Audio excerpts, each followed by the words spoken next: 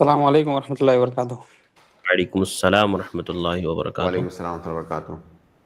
शेख, हम लोग जब फ़्लाइट बुक करते हैं तो उसमें आजकल नॉर्मली तो अगर कैंसिल करना है तो आजकल पूरे पैसे कट जा रहे हैं या मतलब अच्छे ज़्यादा अमाउंट 90% 80% अमाउंट कट जा रहा। तो उसमें एक कुछ कुछ ऑप्शन आ रहा है जिसमें है कि अगर 1500 रुपये एक्स्ट्रा देंगे तो पूरा जब भी अगर आपको कैंसिल करने की ज़रूरत पड़ेगी तब पूरा पैसा वापस आ जाएगा, और अगर 2000 रुपये एक्स्ट्रा देंगे तो आपको कैंसिल भी करने का ऑप्शन मिलेगा और उसको रीशेड्यूल भी करने का ऑप्शन मिलेगा।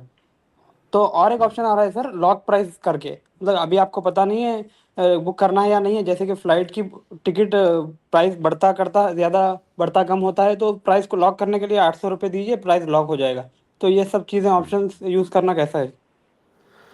जी। ये जो पहले शुरू के 2-3 ऑप्शन आपने बताए कि मान लीजिए 10,000 की आप टिकट लेंगे, तो जब कैंसिल करेंगे तो उसमें कैंसिलेशन का चार्ज कट जाएगा, या ऐसा हो सकता है कि आपको कुछ भी ना मिले, पूरा लेस हो जाए। लेकिन अगर आपने वही टिकट 15,000 में लिया तो आपको कैंसिल करने का भी ऑप्शन मिलेगा, कोई चार्ज नहीं कटेगा, आप रीशेड्यूल भी कर सकते हैं। ये सारी चीजें जो आपने बताई ये बिल्कुल जायज है, क्योंकि एक सर्विस आप ले रहे हैं और उस सर्विस की कीमत अलग अलग है। उस सर्विस की जो फैसिलिटीज हैं वो अलग अलग हैं, और फैसिलिटीज के एतबार से सर्विस की कीमत बढ़ रही है।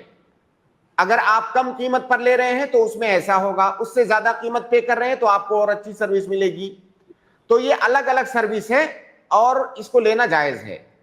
लेकिन आखिर में आपने जो बताया कि प्राइस को लॉक करना, कि अभी मान लीजिए आपको 10 दिन के बाद टिकट खरीदना है, अभी नहीं खरीदना है, आपको हो सकता है आपको खरीदना हो सकता है ना खरीदना हो, क्योंकि अगर पक्का रहेगा कि मुझे लेना ही है 10 दिन के बाद की टिकट, तो आपको लॉक करने की जरूरत नहीं है, आप अभी से टिकट ले लेंगे। लेकिन आमतौर से ऐसा वो लोग करते हैं जिनको कंफर्म नहीं होता है कि मुझे खरीदना है कि नहीं, हो सकता है ना खरीदना हो उन्हें। तो एक ऑप्शन आता है कि आप प्राइस को लॉक कर दीजिए, आप 1,000 रुपया पे कीजिए, आज की जो प्राइस है टिकट की वो उसी प्राइस में आपको 10 दिन के बाद वो टिकट मिल जाएगी। अगर टिकट की प्राइस हो सकता है बढ़ जाए आम लोगों के लिए, लेकिन आपके लिए नहीं बढ़ेगी, क्योंकि आपने उसके लिए पैसा पे किया हुआ है। ये सर्विस लेना जायज नहीं है। ये सर्विस लेना इसलिए जायज नहीं है क्योंकि इसके अंदर जुआ है।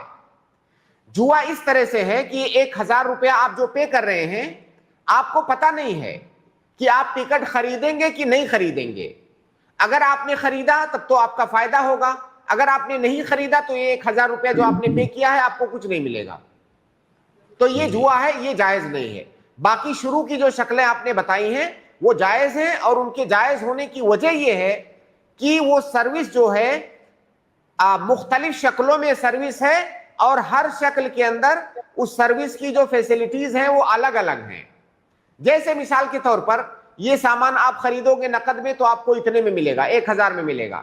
आप उधार खरीदोगे तो 1,500 में मिलेगा। चीज एक ही है, लेकिन उधार खरीदने में आपका फायदा है, आपको एक फैसिलिटी मिल रही है कि आप बाद में कीमत अदा कर देना, और उसकी वजह से 500 रुपया आप ज्यादा दे रहे हैं। तो अगर उस सर्विस की फैसिलिटीज के दरमियान फर्क है तो उसकी बुनियाद पर कीमत में फर्क होना ये जायज है हमारी शरीयत में। लेकिन जो लास्ट शक्ल है प्राइस को लॉक करना पैसा दे करके, वो जायज नहीं है, क्योंकि ये जुआ की एक शक्ल है।